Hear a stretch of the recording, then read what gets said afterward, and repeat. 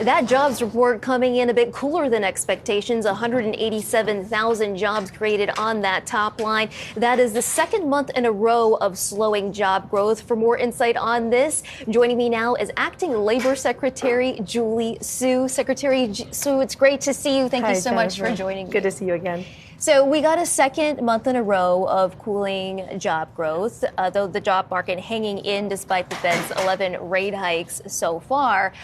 Would you say that the strength of the job market is why the economy has remained so resilient and why we've been able to avoid recession so far? Yes, this is an example of the steady, stable growth that the president talked about over a year ago, that if we could adopt the right economic policies, focus on building an economy from the middle out and the bottom up instead of the top down, where we make sure that workers do well, that we leave no one behind, that we could not only recover from the pandemic at a record rate, which has happened, but that we can transition to slow and steady growth, which this number reflects and brings the total of jobs created since the president came into office to just about 13.4 million jobs. We've really seen businesses hold on to workers, even though there's been this fear of recession, right? This talk that it could be coming. And I'm wondering, some of these employers have been scarred by the labor shortages seen during the pandemic. Certainly, we're seeing some still now. If that's creating sort of a floor and keeping strength in the job market. Right. So these numbers are not consistent with recession, right? We've continued to see steady growth. It's also true that we are in a moment in a tight labor market in which workers have more power, right? Workers have the ability to demand better working conditions, to make changes to their jobs, and that has resulted in, we see power at the bargaining table, but we also see real wages have increased for especially low and middle income workers, which has helped this equitable economy that the president talks about. As far as how much longer this slow and steady growth can continue, I'm curious what you thought about that manufacturing number clocking in at negative 2,000 last month.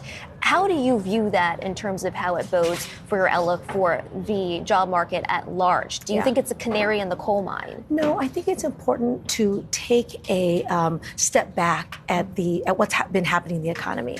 So the president, working with Congress, got some $2 trillion in investments in clean energy, including in manufacturing, in infrastructure. And we are just seeing the impacts of those investments on the ground. And we're going to continue to see more of them. For example, one of the industries that did grow last month is in non-residential construction, which means that we're building things again. I was in Pittsburgh with the First Lady a couple of weeks ago at an airport modernization.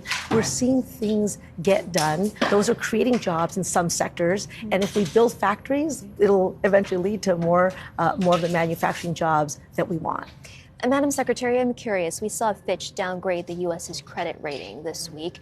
Any impact that you foresee there potentially on the economy, on the job market? And we haven't seen too much reaction in the markets, obviously. We're not seeing that. And as Secretary Yellen said, that felt arbitrary. It feels out of step with what we're seeing in the economy. So, we are happy to see that the continued growth has. We're transitioning to a place in which we believe that there could be sustainable growth and building a strong economy, the same way the president talks about, right? Centering workers, where then employers do well, and America is stronger for it. The Screen Actors Guild has gone on strike. That strike seemed to start just after the survey period was taken last month. What impact do you see that potentially having going forward on future payroll numbers? So, as this president has said, and as we've seen examples of, the collective bargaining process is a way in which workers have power at the table and which industries, right, employers and workers coming together can resolve issues that they face and workers can exercise their rights, including that right to strike. As you noted, those numbers will not be reflected in the numbers that we're looking at now. But overall, I think that it's still a continued sign of what a worker-centered economy looks like. As we saw with other outcomes, right, the Teamsters and UPS, the West Coast ports, parties coming together to resolve their issues will result in better working conditions, historic increases in wages and other protections, and we're going to see how these play out in some of the other industries. Well, talking about playing out today, there's a meeting between the Hollywood writers and the Alliance of Motion Picture and Television Producers to try to end the strike for the writers' side. What are you hearing on that front?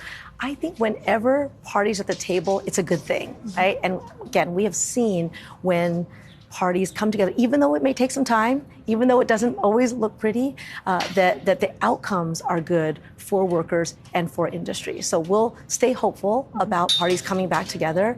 I think that's always a good thing, but we also believe, as the president has said, that as the most pro-worker, pro-union administration in history, we're seeing the impacts of that, of real bargaining power for unions. Are you prepared to intervene if you need to? I think we monitor all of the, labor situations out there. But as we've seen, intervention is not always the right answer. It depends on what the parties want. It depends on a clear-eyed assessment of what is happening. And if the parties can come together and resolve their issues, we think that that's a win for everybody. So right now, no intervention. That's right. Okay, so before we wrap up, I understand you've got a big regulatory agenda on tap for this month, and the Labor Department is set to unveil rules to expand overtime pay requirements for workers, as well as narrow the definition of what it means to be an independent contractor versus an employee. What can you tell us about these upcoming rules? So our rulemaking agenda is meant to make sure that we are doing everything we can to protect working people across America, which, again, is good for employers. It creates a level playing field. And so we've done things to expand protections for construction workers, to make sure that mine workers are not subject to totally preventable illness and disease.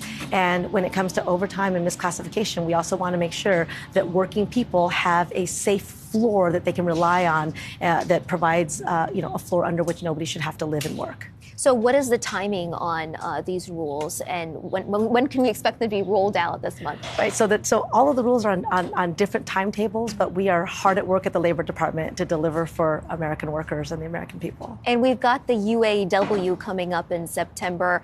What are you doing on that front as far as that is concerned? Also, we're paying attention to what is going on, but the parties are at the table, they're doing what they need to do, and we remain hopeful that they're going to resolve their issues.